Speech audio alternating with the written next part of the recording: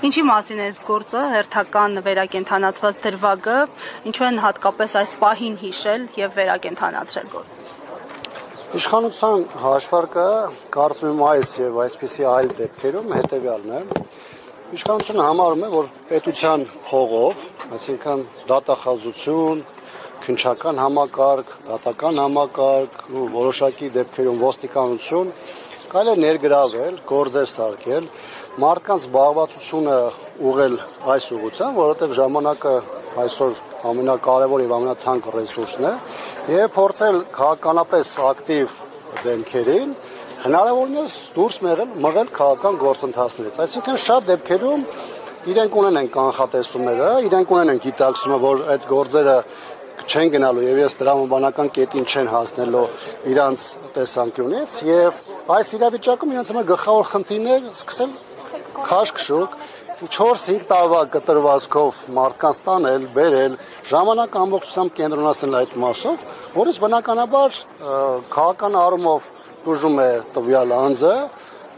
տուժում է նրան ներկայացնող քաղաքական ուժը եւ մարդիկ։ Նույնը դրսևորվում է առաջին հերթին Սերժ Սարգսյանի դեպքում, որպես նաև հանրապետականի ղեկավար, նույնը արտահայտում է հանրապետականի փոխնախագահ Արմեն Աշոտյանի գործում, որը դուք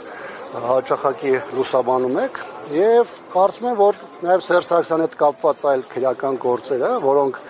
տարբեր տարիներով անդադ հնչեցնում էին, զրպարտություններ դա նաև որպես հետևի արտահայտվում, նույն դիզելի գործով պարզ դարձավ, որ դրանք շատ արագ զրոյացվում են եւ ըստ էության այն տեղեկությունները, որոնք որպես փաստ փորձում էր իշխանության քարոզությունը ներկայացնել, դրանք շատ կարճ ժամանակահատվածում հանրության համար տեսանել են դարձնում, որ տակը չկա գործընթաց, տակը չկա իրավական գործընթաց եւ այս ամենը պարզապես արվում է քաղաքական ակտիվ դեմքերին, քաղաքական կամ ներքաղաքական process-ներից հնարավորինս դուրս թողելու համար։ Պարոն Աբրահամյան, Էդմոն Մարուկյանն էր անդրադարձել պատիվ ունեմ խմբակցության վերջին հայտարարությանը, ասելով, որ ըստ էության կա հակասություն, որովհետև Դες ուտա տեխնիկա է դրա չեք տեսնում, բան եւ ասում էր, որ կա հակասություն, որովհետև առաջին հայտարարությունով ասում էին, որ ըստ էության միաձայն կմիանան առանց նախապայմանների վարչապետի թեկնածու եթե առաջադրվի, հիմա ըստ էության ասում են, որ ինքն է վարչապետի թեկնածուն, բայց պատիվ ունեմը չի միանում։ Ես կարծում եմ հայտարարության տեքստում եւ առաջին եւ երկրորդում բավականին պարզ ձևով ներկայացված է մեր դիրքորոշումը։ Մենք առաջին հայտարարության մեջ ասել ենք, որ այս թեմայով մեր համար քննարկելի են թեմաները կամ թեկնածուները, բայց մենք չենք ասել, որ առանց նախապայմանների մենք պատրաստ ենք առաջադրել։ Մենք ասում ենք, որ առանց նախապայմանների պարզապես մենք պատրաստ ենք քննարկման, այլ ոչ թե առաջադրման։ Հիմա եղել է Էդմոն Մարուկյանի հայտը, ֆրակցիան քննարկել է թեման եւ իր հրապարակային դիրքորոշմամբ արտահայտել իր մոտեցումը եւ ես կարծում եմ, որ այստեղ որևէ հակասության բան չկա։ Ավելին գործընթացը ինքը իրանով բավականին ծավալուն է։ Սա ենթադրում է այս ընթացքում հայտեր տարբեր քաղաքական ուժերի կողմից, տարբեր գործիչների կողմից։ Այս թեման չի սկսում Էդմոն Մարուկյանով կամ Վահան Բաբայանով։ Սա պետք է բերի լայն քննարկումների այն ուժերի համար, որոնք հետաքրքրված են եւ սա որպես գործիք համստահության գործընթացը դիտարկում են եւ այդ պարագայում արդեն վերջնարդյունքում պարզ կլինի թե ստեղծված իրավիճակում արկա իրողությունների պայմաններում ով է օպտիմալ տեխնացուն եւ ըստ այդմ էլ կորոշվի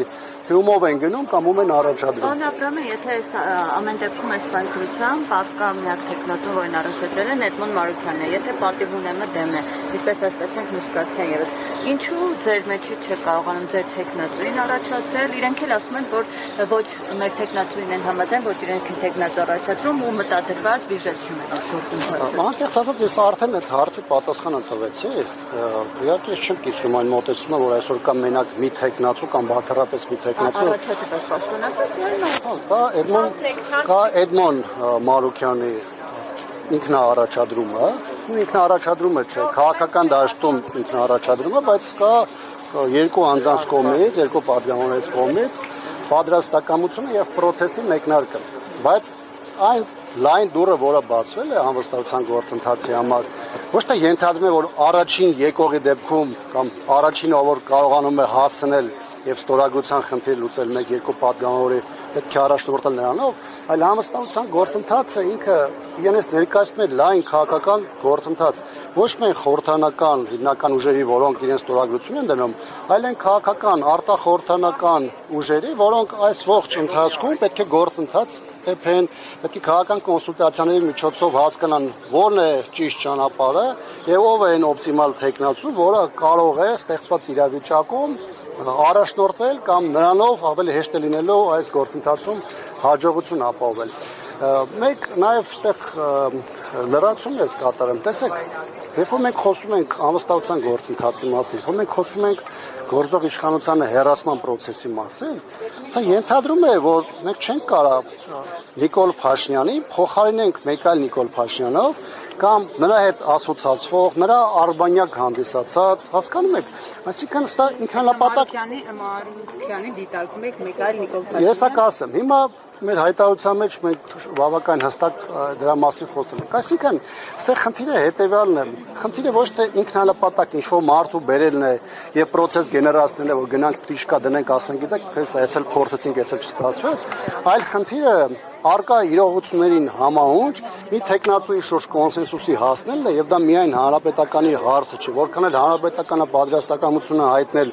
նախաձեռնելու, բնականաբար հանրապետականը խոսում քննարկում է բոլոր այն շահագրգիռ ուժերի հետ, որոնք այս մասով ունեն հետաքրություն։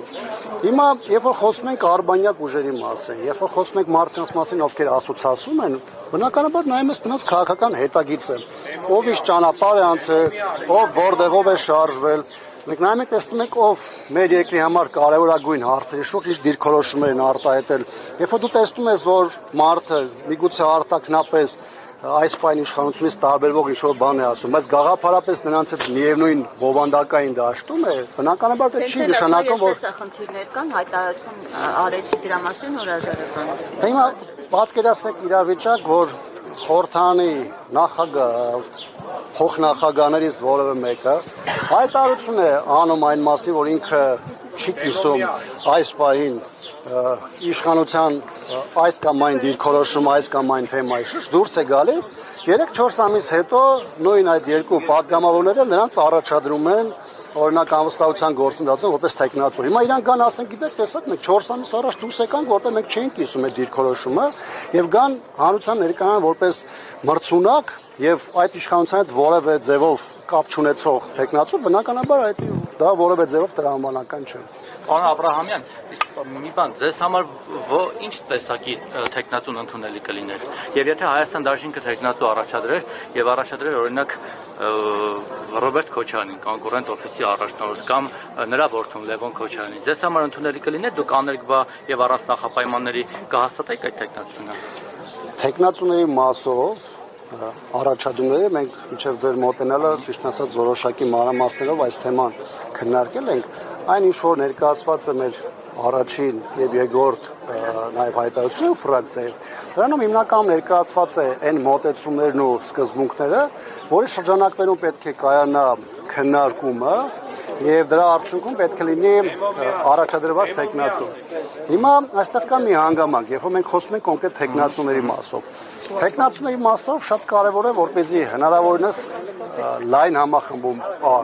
տեղի ունենա դրա շուրջ, եւ երկրորդը մենք հնարավորություն ունենք առաջադրենք մի տեխնացուի, որը ստեղծված իրողությունների պայմաններում այդ դերը եւ առաքելությունը կարող է ամենահաջող ձևով իրականացնել։ Երբ որ կլինի ցանկություն, երբ որ այս թեմայով կլինի